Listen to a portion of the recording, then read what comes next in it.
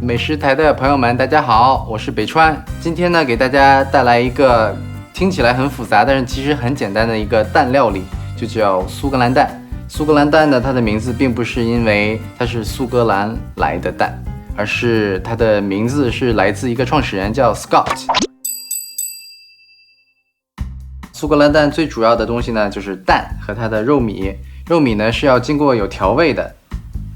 这个呢就是面包糠。我建议大家可以选用可以生食的蛋。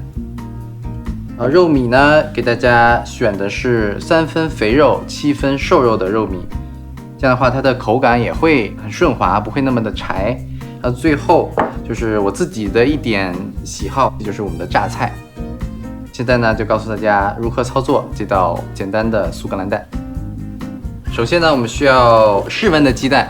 大家如果从冰箱里拿出来的话，要注意加1分钟煮的时间。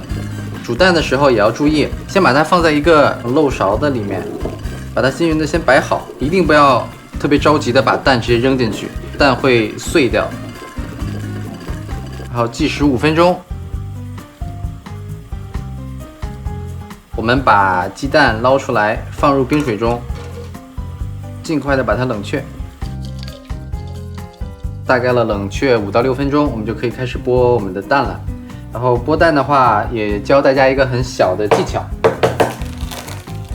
把它放入水中剥蛋皮，这样的话它会很均匀的，然后很缓慢的脱落下来。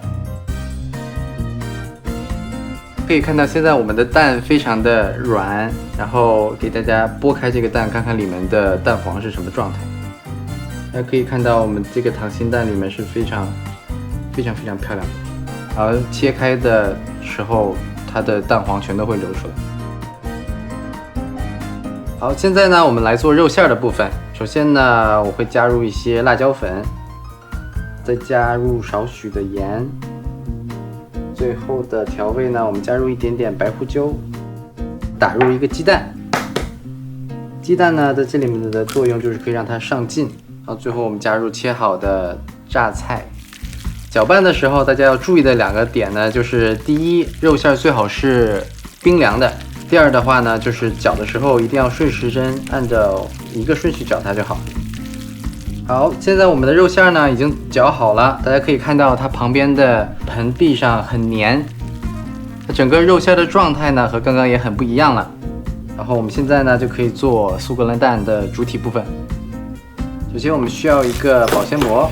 然后把它平铺在桌面上就好，然后放适量的肉米，然后把下面的部分盖过去，然后用手轻轻的把它拍平。然后大家在把鸡蛋放上来之前，也可以先拿一个鸡蛋在上面比一下，然后看它裹起来的大小是不是可以包住一个蛋。你现在把这保鲜膜再展开，然后把我们的鸡蛋放在中间。然后把它裹起来，有点像包包子一样。裹起来的时候，大家一定要注意，不要压得太使劲，因为我们里面是溏心蛋，这样如果压得太使劲的话，你的蛋会破掉。包好之后，让它放入冰箱冷却大概15到20分钟。现在呢，我们进行我们最后一步，就是炸蛋。油温的话大概就是5成的油温左右，然后把筷子放进去，能看见冒这种小的泡泡就可以了。现在我们开始裹面包糠。那第一次裹面包糠的时候，不需要裹的太多，让它自然的沾到就好了。放入我们的蛋液里面。然后第2次的面包糠呢，大家要注意一下，稍微用手把它握紧一点。裹2次面包糠的话，它就是可以让它的外皮更脆。我们炸这个蛋的时间呢，大概就5到6分钟就 OK 了。